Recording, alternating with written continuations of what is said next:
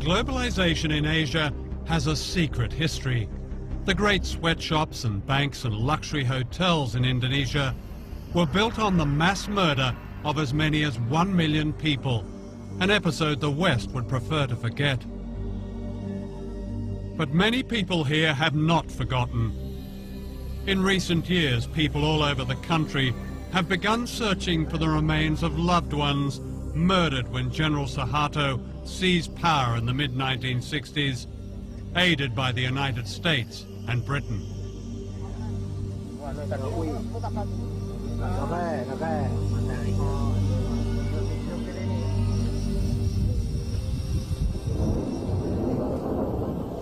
Until recently, the truth of this episode has remained so secret that this is the only known photograph of the atrocities.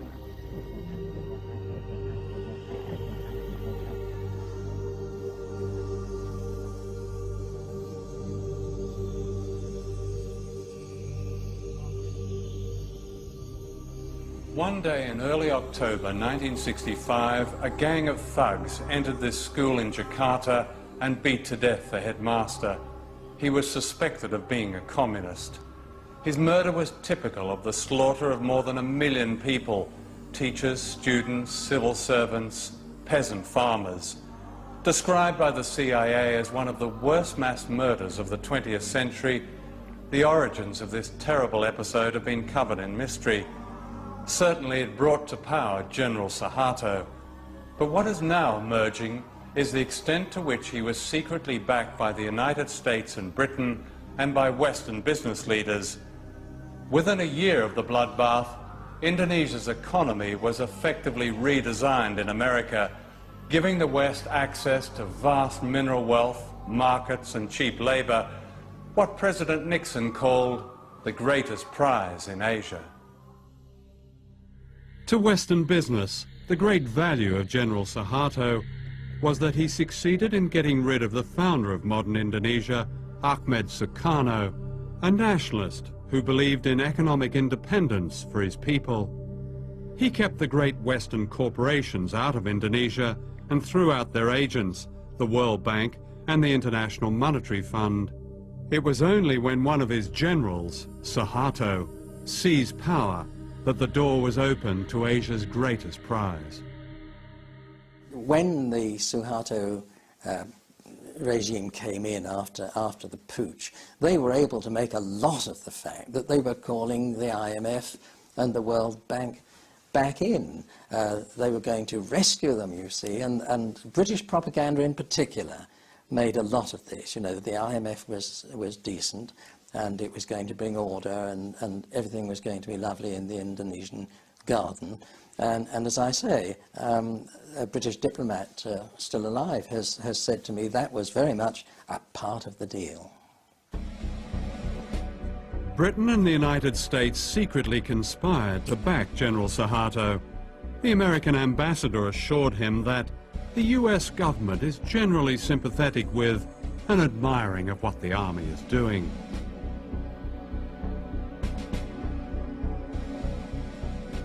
Thousands were rounded up.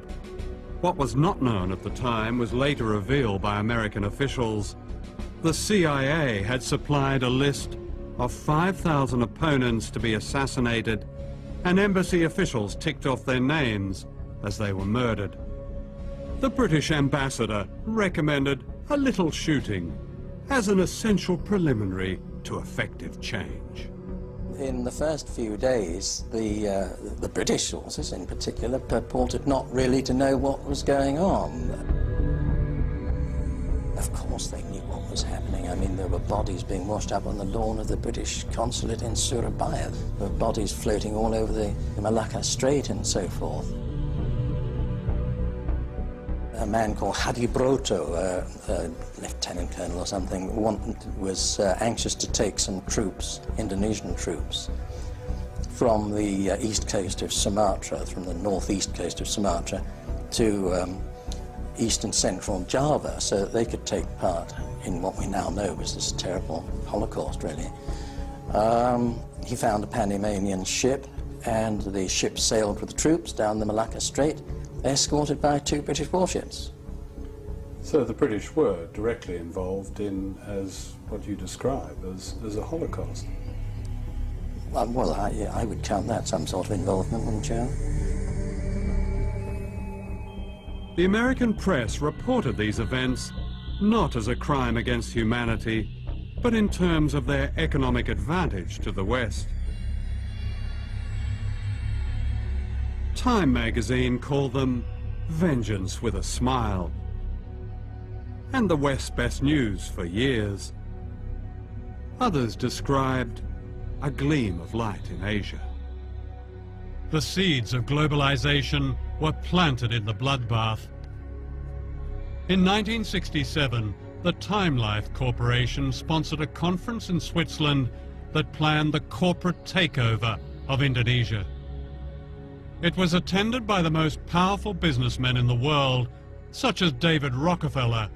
The giants of Western capitalism were represented: the oil companies, the banks, General Motors, British Leyland, ICI, British American Tobacco, Lehman Brothers, American Express, Siemens. Across the table were Indonesian leaders approved by General Suharto. For Western business, it was the start of the gold rush, which later became known as globalization. No one mentioned the killing of 1 million people.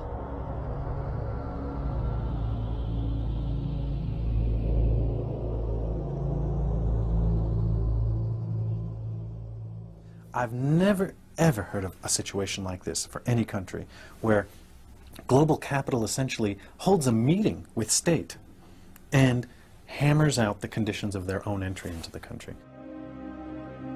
The conference went on for 3 days. The first day was when the Indonesians spoke and essentially made their case. They divided into 5 different sections on the second day.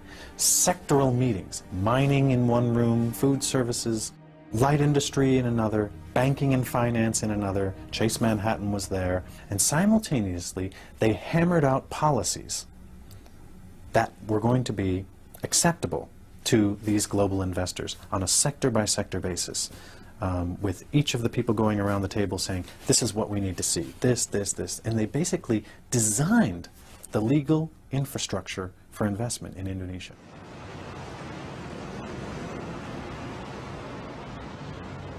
Was the foreign business community here aware that they were dealing not just with a corrupt, nepotistic dictatorship, but also with a mass murderer?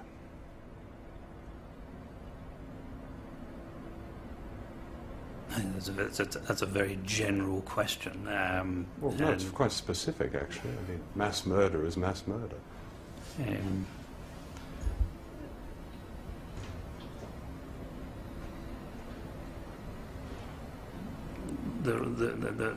The fact that many people have died in Indonesia in unfortunate, tragic circumstances, at the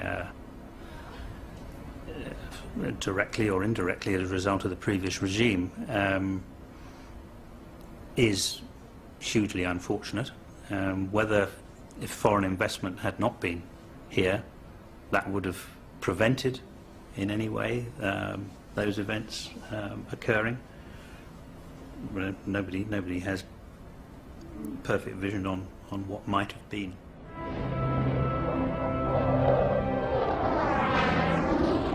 Globalization began in Britain in the 1980s when Margaret Thatcher dismantled much of manufacturing and poured millions of pounds into building up the arms industry. Indonesia became an important British arms market, and General Suharto was sold everything lethal, from fighter aircraft and missiles to warships and machine guns. Unknown to the British public, millions of pounds went to the dictator in export credits. In other words, a large part of his arms bill was paid by the British taxpayer. So important was Suharto as a business partner that the mass murderer was welcomed to London by the Queen.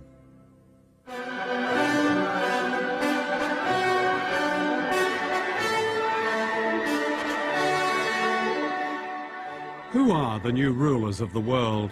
Their empire today is greater than the British Empire ever was. This is the center of this new empire, all within a square mile in Washington. Down the road from the White House and the US Treasury is the World Bank and the International Monetary Fund.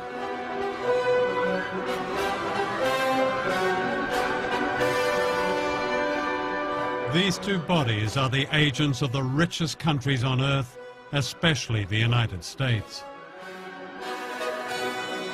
The World Bank and the IMF were set up near the end of World War II to rebuild the economies of Europe. Later, they began offering loans to poor countries, but only if they privatized their economies and allowed Western corporations free access to their raw materials and markets. Debt has really been used as an instrument in order for the IMF and the World Bank to get their policies implemented in many developing countries. And we're into a situation now where the poorest countries are in a cycle, a vicious cycle of poverty.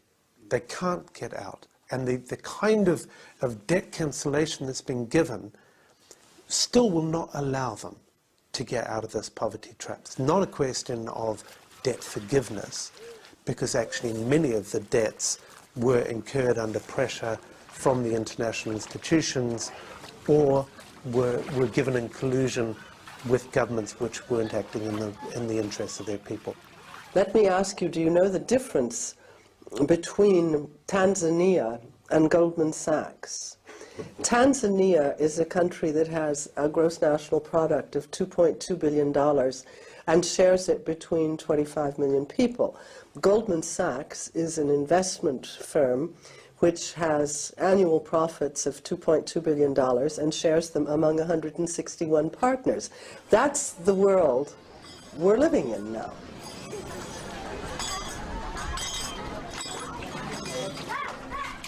The World Bank says its aim is to help poor people, promoting what it calls global development. It's an ingenious system, a kind of socialism for the rich and capitalism for the poor. The rich get richer on running up debt, cheap labor, and paying as little tax as possible, while the poor get poorer as their jobs and public services are cut back in order to pay just the interest on debt owed by their governments to the World Bank. Here in Indonesia, where most people are poor, the handouts to the rich have been extraordinary, to say the least. Internal documents of the World Bank confirm that up to a third of the bank's loans to the dictatorship of General Suharto went into the pockets of his cronies and corrupt officials. That's around $8 billion.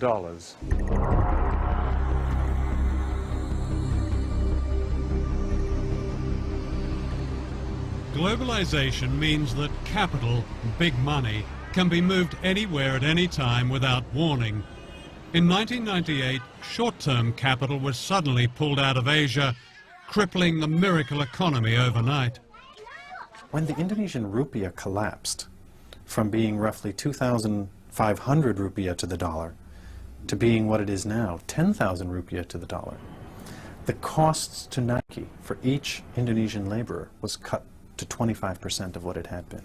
And Nike got a great discount on Indonesian labor as a result, and did not unilaterally raise Indonesian wages to the same standard they had been prior to the devaluation of the rupiah.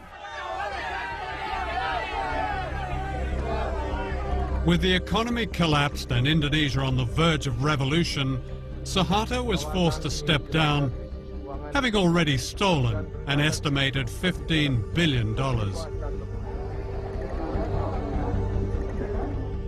During his reign of more than 30 years, Suharto had handed out public utilities to his family and cronies. They owned most of the national power grid.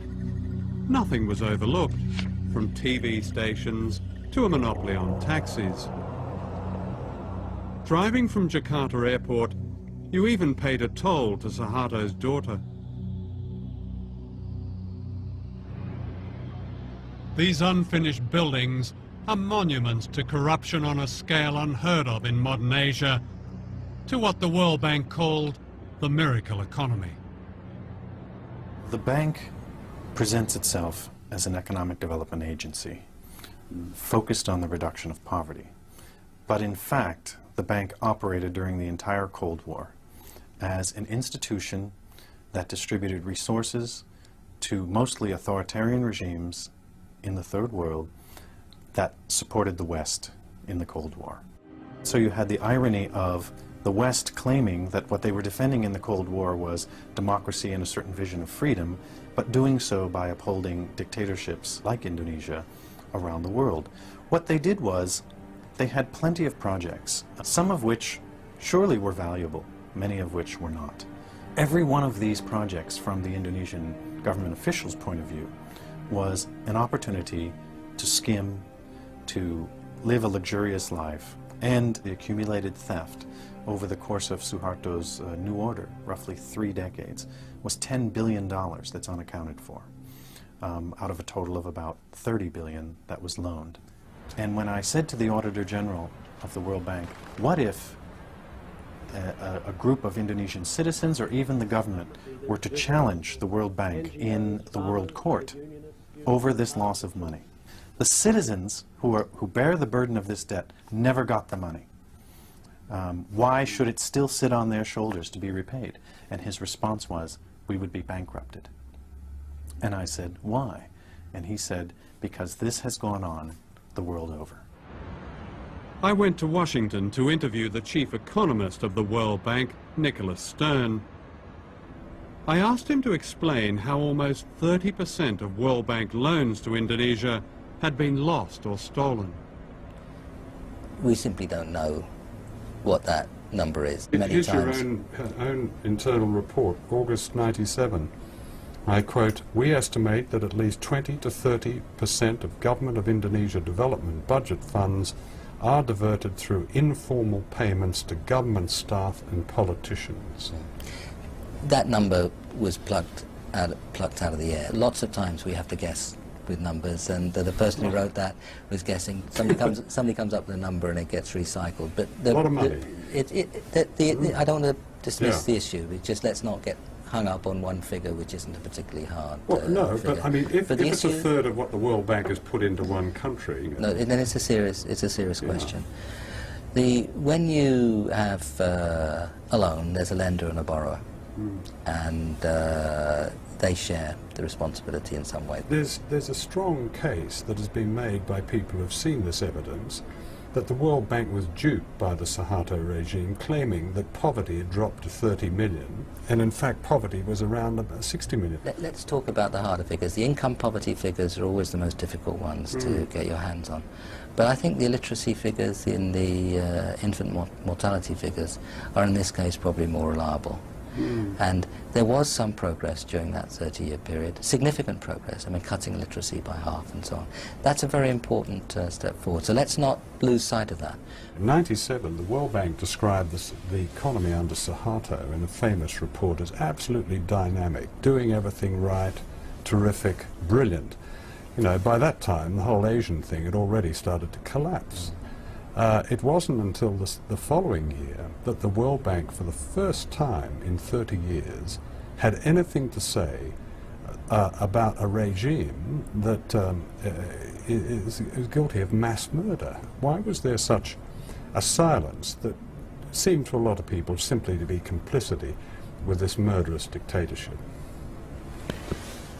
I think if we look back on our analysis of the economy and the politics at the time, we got a number of things wrong, and we have to understand that. We're going to get things wrong again. Not so many people called the Asian crisis before it happened. We failed along with That's your job, though, isn't it? You're all economists with fantastic degrees and brilliant backgrounds, and how can you get that wrong? We're going to get it wrong some of the time. I think non-economists get it wrong a lot more often than economists. But this isn't a precise game, and there are going to be a number of occasions in the future where we get things wrong too. What do you say to those 17 million people who call for a complete, and I repeat, complete cancellation of debt as the only way to lift the huge number of poor people in the world out of poverty? I'd say two things. First, what will lift people out of poverty is not cancelling their debt, but what policies their countries pursue, whether they educate poor people, whether they give them health. And so the question, and then what sort of economies they try to run. Do they integrate them into the world economy, or do they run corrupt economies? Those are the primary determinants of how well countries will do. That is the answer to what determines whether people get out of poverty. It can be done. It has been done. Should we cancel the debt? Canceling debt is one way of giving resources to poor countries. Mm-hmm. What I'd like to see is a much greater flow of resources to poor countries. I'd like to see the markets of the industrialized countries opened so that these countries where people are poor and can produce agriculture are able to export. That's what will get them out of poverty.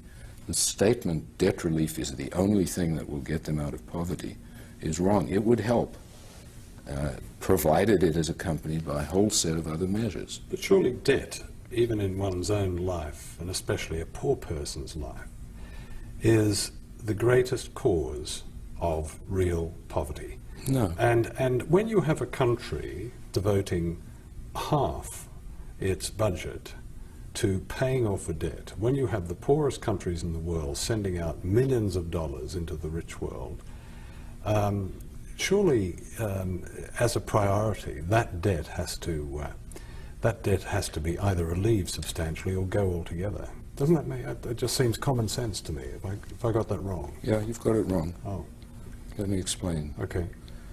First of all, you are indebted, and I am indebted. And I would not be better off if I was somebody to come and cancel my debt, because I'd never be able to borrow again. And debt is a normal way of borrowing in order to do things, purchase goods, invest, when you don't have the resources, and they'll generate an income and you'll repay. So the notion that all debt should be canceled is a bad one. Financial systems operate on the basis of debt that is paid. The Human Rights Commission of the United Nations, in a very comprehensive report, said, and I quote, "The institutions of globalization have yet to seriously address the issue of human rights in a democratic fashion. Globalization has caused global conditions of inequality and discrimination." What's your response to that? I simply can't respond because I have no idea what evidence they're referring to. Globalization has caused discrimination? I'd have thought it was the opposite. I'd have thought that... No, for instance, they singled out workers in third world economic processing zones. Again, part of a prescription, may not be IMF prescription, but certainly part of a global prescription, in which it said these workers were prey for exploitation, and because unemployment, for instance, they mentioned Indonesia, had been forced down by the so-called economic crisis of the late 90s, their human rights were lost. No, Indonesia grew as a result of integrating into the global economy from the 60s on, and incomes in Indonesia rose. It was a dictatorship. Some of their rights were suppressed, and it was a very bad dictatorship. Excuse me, Mr. Fisher, as you say, some of their rights were oppressed. A third of the population of East Timor died or were killed under the Suharto regime. What are you asking me that question for? Do you think we supported the Suharto regime? Well, don't be ridiculous. Well, did you speak out against it? Did your institution, the IMF, speak out? The World Bank didn't.